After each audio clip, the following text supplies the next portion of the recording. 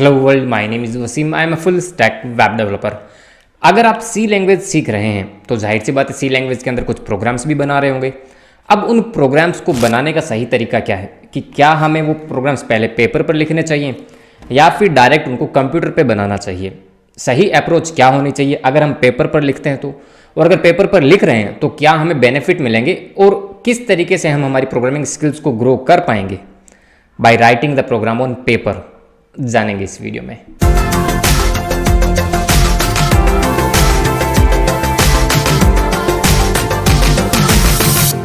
In case अगर मैं तुमसे पूछूं कि सी लैंग्वेज का कोई भी प्रोग्राम क्यों ना हो, वो प्रोग्राम तुम डायरेक्ट कंप्यूटर पे करना चाहोगे या फिर पहले उसको पेपर पर या फिर व्हाइट बोर्ड पर लिखना चाहोगे, तो तुम्हारा आंसर क्या होगा? I believe most of the students का आंसर यही होगा कि भैया हम पेपर पर क्यों करें, क्योंकि एंड ऑफ द डे हमें वो प्रोग्राम जो भी है वो हमें सिस्टम पर तो वैसे ही रन करना है, तो फिर पेपर पर लिखने का क्या फ़ायदा। अगर कुछ बेनिफिट मिले, कुछ फ़ायदा मिले तो करें, अदरवाइज क्यों करें, राइट। तो तुम्हारी बात सही भी है, राइट। देखो बेनिफिट्स के बारे में आगे बात करेंगे, उससे पहले एक छोटी सी बात बताना चाहूँगा। देखो पेपर पर लिखना या फिर नहीं लिखना दोनों अलग अलग बातें, बट वो डिपेंड करता है इंडिविजुअल टू इंडिविजुअल, एक बात तो, और दूसरा एंड गोल और लर्निंग के स्टाइल पर, मतलब सीखने के तरीके पर, ठीक है। अब अगर तुम्हारा गोल जो है वो आगे जाके टेक इंडस्ट्री में सॉफ्टवेयर इंजीनियरिंग फील्ड में अपना करियर बनाना है, फॉर एग्जांपल तुमको सॉफ्टवेयर इंजीनियर बनना है, तो मेरा तो ये सजेशन हमेशा रहेगा कि अगर तुम शुरुआती दौर पे हो, सी लैंग्वेज सीख रहे हो या फिर एक्सवाइजेड कोई और लैंग्वेज ही क्यों ना सीख रहे हो, अगर शुरुआती दौर में हो तो डेफिनेटली पेपर पर कोड लिखने की प्रैक्टिस बनाना, ठीक है। बिकॉज इसके देखो बेनिफिट तो तुमको मिलेंगे। अब ये जो बेनिफिट मिलेंगे वो ऐसे बेनिफिट नहीं है जो कि तुम देख पाओगे, ये बेनिफिट वो है जो तुम एक्सपीरियंस करोगे, ठीक है, ड्यूरिंग योर करियर या फिर आगे आने वाले टाइम में। अब अगर बेनिफिट के बारे में बताऊं तो एक बेनिफिट तो यही होगा कि जितना ज़्यादा तुम कोड पेपर पर राइट करोगे उतने ज़्यादा कोर कॉन्सेप्ट तुम्हारे क्लियर होंगे, राइट। दूसरा बेनिफिट ये हो सकता है कि जितने ज़्यादा तुम कोड लिखोगे ना उतनी ज़्यादा तुम्हारी कह सकते हैं कि एक तरीके की कोडिंग हैबिट जो है वो बनेगी।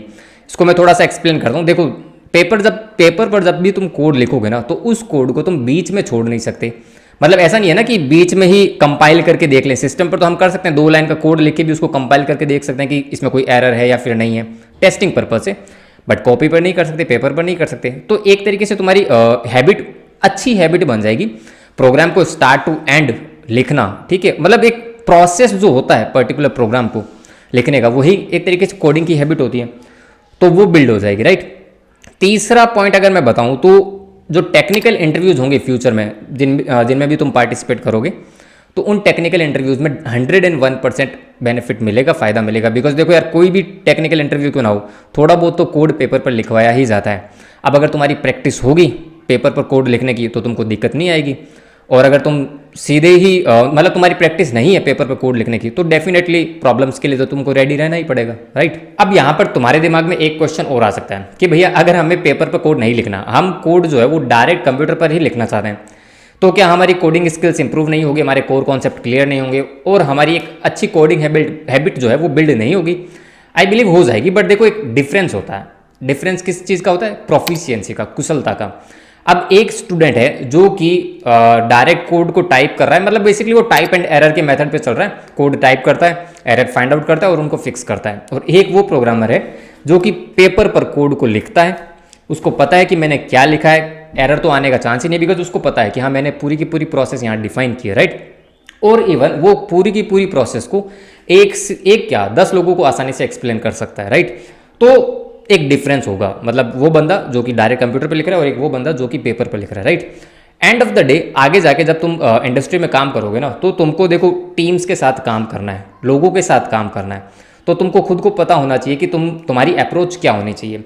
मतलब तुम कोड एक्सप्लेन भी करोगे, ये चीज़ भी, ये कह सकते हैं ये स्किल्स भी तुम्हारे पास होनी चाहिए, राइट। तो अब तुम डिसाइड कर लो कि तुम्हें किस टाइप की अप्रोच के साथ स्टार्ट करना है, because right now you are a fresher, right. So that's it for this video. अब अगर वीडियो में मेरे साथ अभी तक बने हुए हो माय डियर, तो जाते जाते वीडियो को लाइक जरूर कर देना। चैनल को अगर सब्सक्राइब नहीं किया तो यार अभी भी सोच ही रहे हो, please hit that subscribe button because it motivates me. Instagram और लिंक्डइन पर भी आ सकते हो, वहाँ पर भी अपना सपोर्ट दिखा सकते हो। बातचीत करना चाहते हो तो DM कर दो, I will reply you as soon as possible, okay. और हाँ, अगर वीडियो अभी तक देख रहे हो, चैनल पर नए हो या फिर पुराने हो बट पुरानी वीडियोज़ नहीं देखी, तो मेक श्योर चैनल को चेकआउट जरूर करना, काफ़ी इंटरेस्टिंग वीडियोज़ देखने को मिलेंगी, ओके। तो चलो फिर मिलते हैं नेक्स्ट वीडियो के अंदर। Till then bye bye.